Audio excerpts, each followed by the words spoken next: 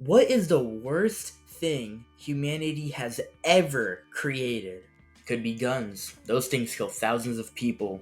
Maybe cigarettes. Those things can mess up your lungs. But nothing humanity has ever created comes close to how terrible the atomic bomb was. How and why did we ever create such a weapon? The Manhattan Project was responsible for its development and success. It was General Groves' responsibility to choose a person to oversee the development of the atomic bomb. He chose J. Robert Oppenheimer and gave him the responsibility for creating the first atomic bombs. Their success helped end World War II, destroyed parts of Japan, and began the Cold War. The story of the atomic bomb begins before World War II. European scientists, especially physicists, were rather close to each other, sharing findings and research with one another. Then Hitler came to power in Germany. His anti Semitism drove away many Jewish scientists, two of which were Leo Szilard and Albert Einstein. These two scientists had fled to America, and they would soon provide very important information to President Franklin D. Roosevelt. The Einstein-Szilard letter was a letter written to President Roosevelt to try and inform him of Hitler's possible attempts at making an atomic bomb. This letter single-handedly began the Manhattan Project as, out of fear that America would be at a disadvantage in military power, President Roosevelt wanted an atomic bomb as soon as possible. Giving the responsibility of the project to one General Groves, the project would soon begin. General Groves was responsible for the entire project. He would need to acquire scientists, materials, and personnel to make it happen. He began by acquiring the sites in which nuclear research and development would take place. Two main sites were established to produce nuclear materials. Oak Ridge would be used to produce uranium 235, and Hanford would be used to produce plutonium. After, Groves needed scientists to work on the project. This is where Oppenheimer comes into the picture. One fateful day, Groves arrived at Berkeley, a prestigious university, to visit and talk to well-known physicists like Szilard. He met Oppenheimer and the two began discussing things. Oppenheimer began talking about nuclear fission, and he managed to give Groves such a clear explanation of nuclear fission that he was able to understand the fundamentals of it. This amazed Groves and made quite the impression on him. After, Oppenheimer began talking to Groves about how the project required a central laboratory in which the scientists that he hired would have somewhere to stay and converse with each other. He suggested an area in New Mexico which would soon become the Los Alamos Laboratory. Oppenheimer had requested the area since he had already had a ranch in New Mexico and he enjoyed the environment very much. Groves agreed to this and even wanted to make Oppenheimer the director of the laboratory, but many did not like the idea of having Oppenheimer in such an important position. Despite the disagreement from his peers, Groves hired Oppenheimer as the director of the Los Alamos site.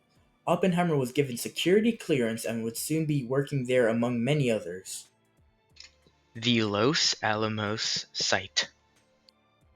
The Los Alamos site was a small, heavily guarded town surrounded by barbed wire. The military did not want to let any spies into the project, so attempts were made to keep everything completely secret. Getting in and out was a hassle due to many security measures taken, and in the mail the address of the town was Box 1663, Santa Fe, New Mexico.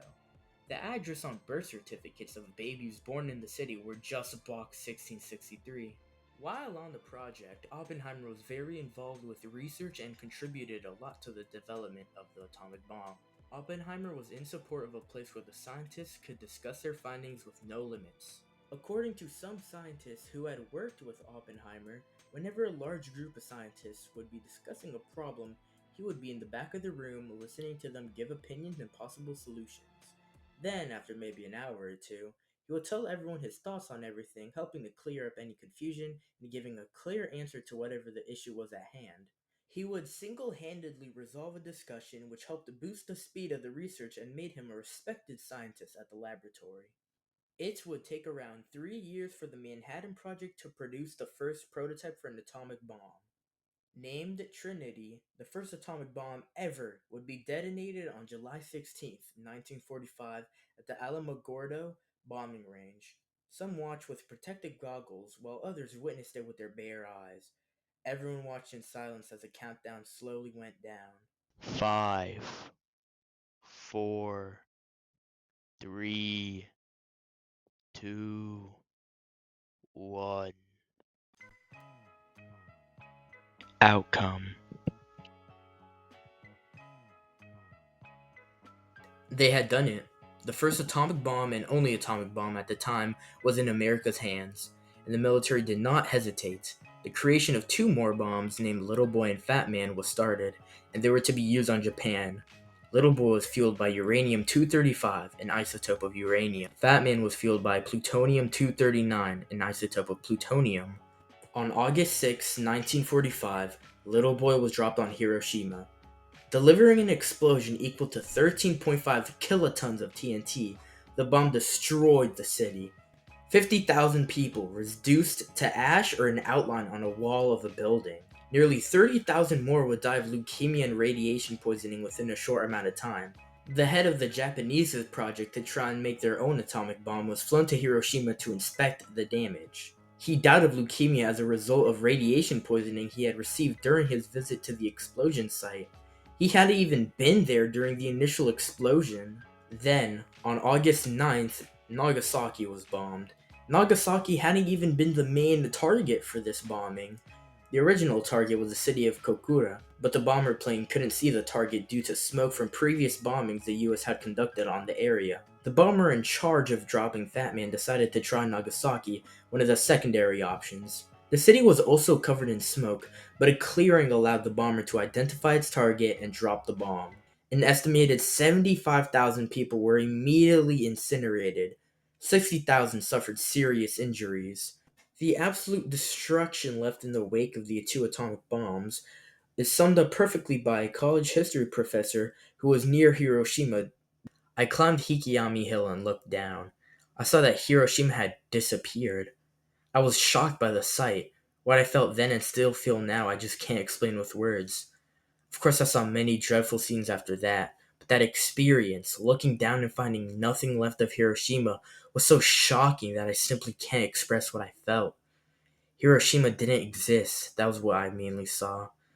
Hiroshima just didn't exist. The power of the atomic bomb was obvious to the whole world now, and the Soviet Union would not let America be the only country with this amount of power.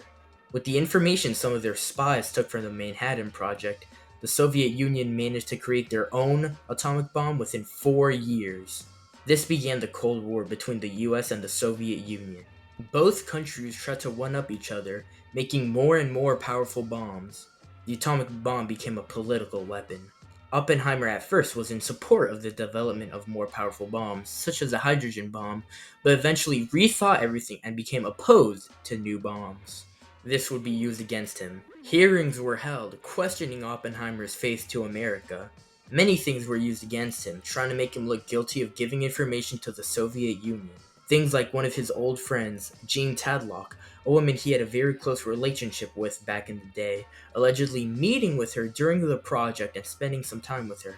Jean was involved with the Soviet Union, putting Oppenheimer under scrutiny. A handful of other situations such as this were manipulated to make Oppenheimer look as guilty of the 24 charges made against him as possible. Even worse, his defense had no security clearance, so they could not access important documents. In the end, it was concluded that he was guilty of 20 of the 24 charges. In summary, it was deemed he had been associated with a number of communist activities, but was still a loyal citizen. Unfortunately, it was stated that nobody with such associations should have security clearance. His security clearance was revoked, and he did not interfere with any of the bomb making for the rest of his career. Finishing thoughts. The creation of the atomic bomb featured many people who were given many responsibilities, all of which resulted in many massive impacts. Groves was responsible for the creation of the entire project, Oppenheimer responsible for the success of the project, and President Truman responsible for the military use of the atomic bomb. The creation of the first atomic bombs was the responsibility of one man, Leslie R. Groves, who recruited J. Robert Oppenheimer onto the Manhattan Project. Oppenheimer's success with the Manhattan Project led to the destruction of Hiroshima and Nagasaki, and the start of the Cold War. Thank you very much for watching.